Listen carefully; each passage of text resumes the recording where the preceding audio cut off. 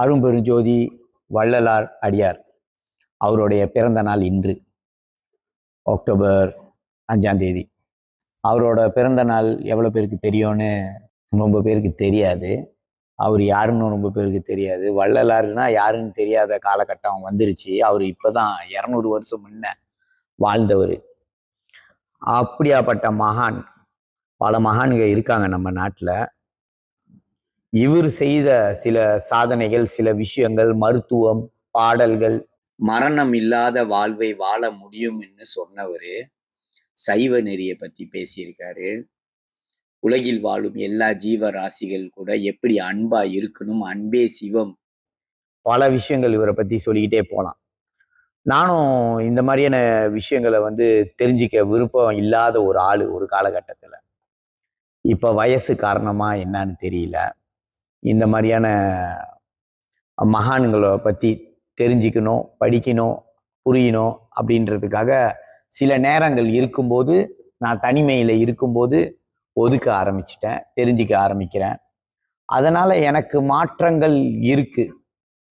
உங்களுக்கும் மாற்றங்கள் வேணும்னா உங்கள் வாழ்க்கையில் நிறையா மகான்க வாழ்ந்து சில விஷயங்கள் நமக்காக செஞ்சு அவங்க மறைந்த காலகட்டம் ஜோதியாக போயிருக்காங்க.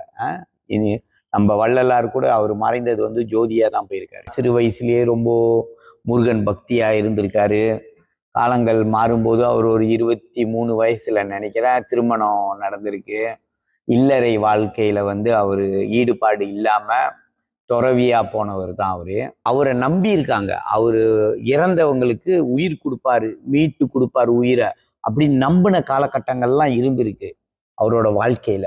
நீங்க அவரோட புத்தகத்தை படிக்கும்போது தான் உங்களால முழுசா புரிஞ்சிக்க முடியும். நான் சொல்றத வச்சு புரிஞ்சிக்க முடியாது. நீங்க புத்தகத்தை படிக்கணுன்றதுக்காக தான் அதுல உள்ள சிறப்புகளை கொஞ்சம் உங்களுக்கு நான் எடுத்து சொல்றேன். அந்த நேரத்துக்கு தேவையான கருத்துக்களை தைரியமா சொல்லியிருக்காரு. 200 வருஷம் முன்னுக்கு வாழ்ந்த மக்களுக்கு தேவையான கருத்துக்களை தைரியமா சொல்லியிருக்காரு. அதனால சில எதிர்ப்புகள் அவருக்கே புக்கு எழுதியிருக்காங்க. அவர் சொல்ற கருத்துலாம் தவறு, அவரு தவறான விஷயங்களை பேசுறாரு. ஏன்னா அவர் என்ன சொல்லியிருக்காருன்னா, உருவ வழிபாடு வேண்டான்னு சொல்லியிருக்காரு. கணவர் இல்லாத பெண்களுக்கு சாங்கியம் செய்யும் போது தாலியா இருக்கிற சாங்கியத்தை அவர் எதிர்த்திருக்காரு. அந்த மாதிரியான சாங்கியங்கள், சில சாங்கியங்கள் நம்ம தமிழர்கள் செய்யும் சில சாங்கியங்களை செய்யக்கூடாதுன்னு சொல்லி அந்த காலத்திலே கருத்து வெளியிட்டு இருக்காரு தைரியமா.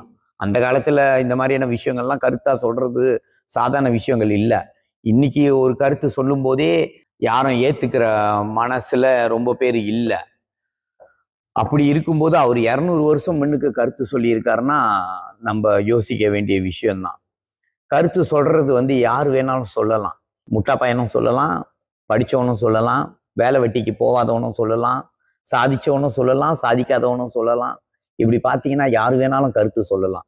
ஆனா அந்த கருத்தை எப்படி கொண்டு மக்கள்கிட்ட சேர்ற மாதிரி சொல்றாங்க, அதை மக்கள் ஏத்துக்கிறாங்களா? அந்த கருத்தை அந்த காலகட்டத்துக்கு தேவையான கருத்தை சொல்றாங்களா?